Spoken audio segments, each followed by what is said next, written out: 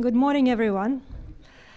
Ladies and gentlemen, I'm very happy to welcome you all here, those who made it to our conference in person and those joining us online to our first anti-SLAPP conference co-organized by Foreign Policy Center and Justice for Journalists Foundation.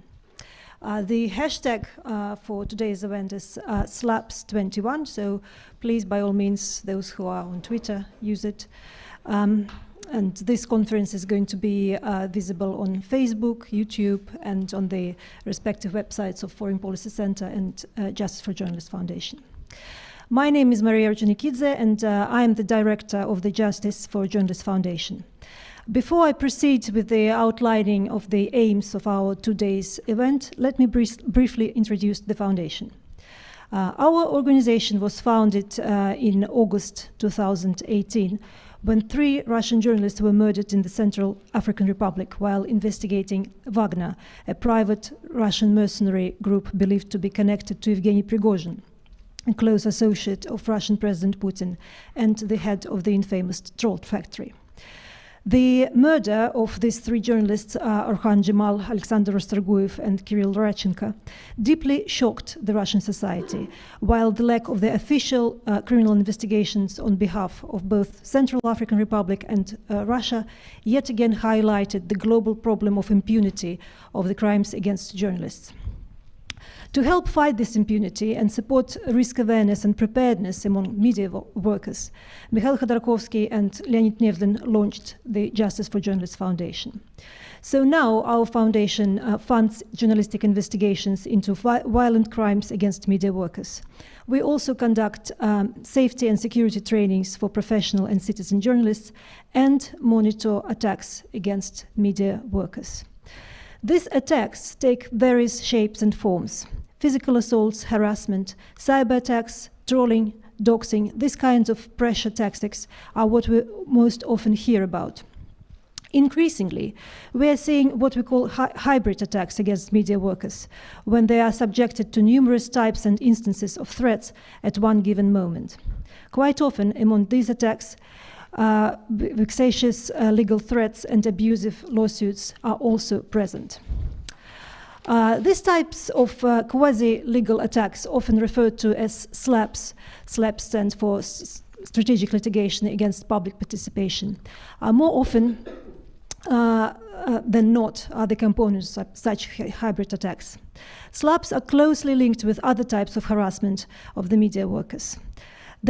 Such attacks are usually aimed to intimidate, demoralize, professionally discredit, and often financially ruin their targets.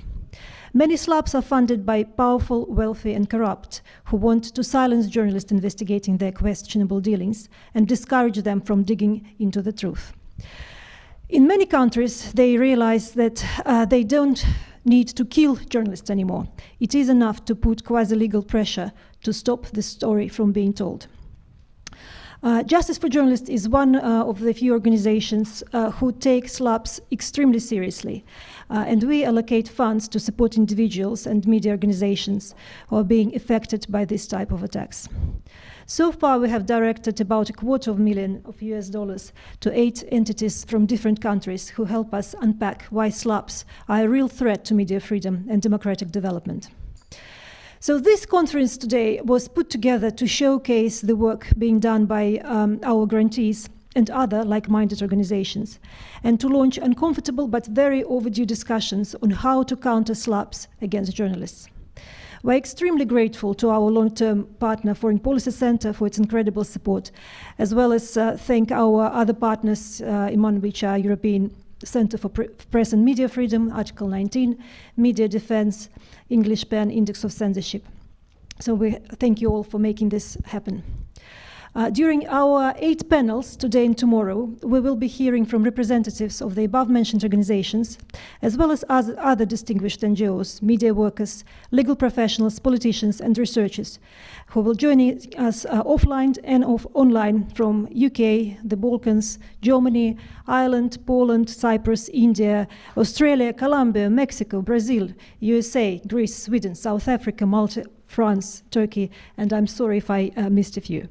Why are we bringing all this talent here from all these diverse geographical areas? This is exactly the question we are going to answer in detail in each of the panels throughout these 2 days. Firstly, we will look into the history of SLAPP and how, from targeting various public interest actors, it started to focus specifically on media workers and outlets. We will then look at the global phenomenon of vexatious legal suits and study the cases from Eastern Europe, Latin America, US, India, Australia. We will compare the methods utilized against journalists in these countries and their respective experiences of fighting against SLAPPs. Most importantly, we will look into how legal threats are facilitated, particularly in the UK context, and the role enablers play in this process. During the closing panel of the first day of our conference, we will try to explore why and how the UK has become a leading jurisdiction for SLAPPs, both for journalists in the UK as well as transnationally, and why we're here facing the issue of libel tourism. The second day of our conference, we'll start by looking in more detail into who are the lawyers and communication professionals behind the legal intimidation of the media, what mechanisms are used, and how the journalists can and should push back against such methods of harassment. Tomorrow we will also discuss how SLAPPs are often part of attempts to cover up financial crime and corruption and the wider impact on redress and accountability. We will listen to how professional lawyers and investigators address SLAPPs in the situation where the access to potentially incriminating information is being restricted. The conference would not be complete without showcasing the profound impact the SLAPPs have on journalists, their families, and society in the whole. We will wrap up our 2 days event with a discussion about what the UK can and should do to address the issue of SLAPPs domestically as well as internationally. We will touch upon potential regulatory and legislative measures, which could also take the form of a UK anti-SLAPP law, as proposed by the UK Anti-SLAPP Coalition. While the EU is currently working on the directive against SLAPPs in the upcoming Media Freedom Act and the measures to counteract threats posed by the SLAPPs, here in the UK we still face lack of awareness and understanding of all the dangers of libel tourism. Therefore, during this conference, we hope to highlight the legal intimidation and SLAPPs domestically, which affects journalists both in the UK and abroad. We do hope that this will not only increase the level of awareness about this phenomenon in the UK, but also help launch the debate about the legislative changes needed to drive this similar process in the UK. Freedom of speech is the cornerstone of democracy.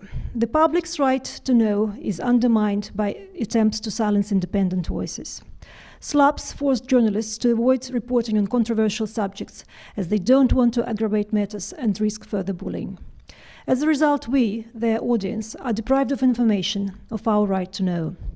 The corruption and crimes are not being investigated. The justice is not being served. It is important to fully grasp this situation.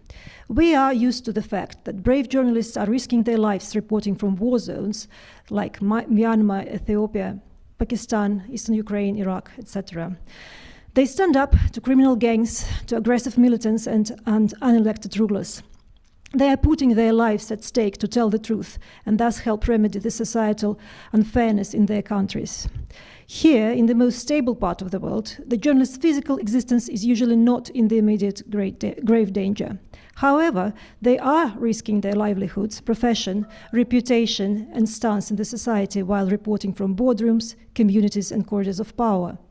They stand up to well-spoken, highly educated professionals whose moral flexibility has the similar detrimental effect on the ability of journalists to do their work as the bullets of militants and criminals.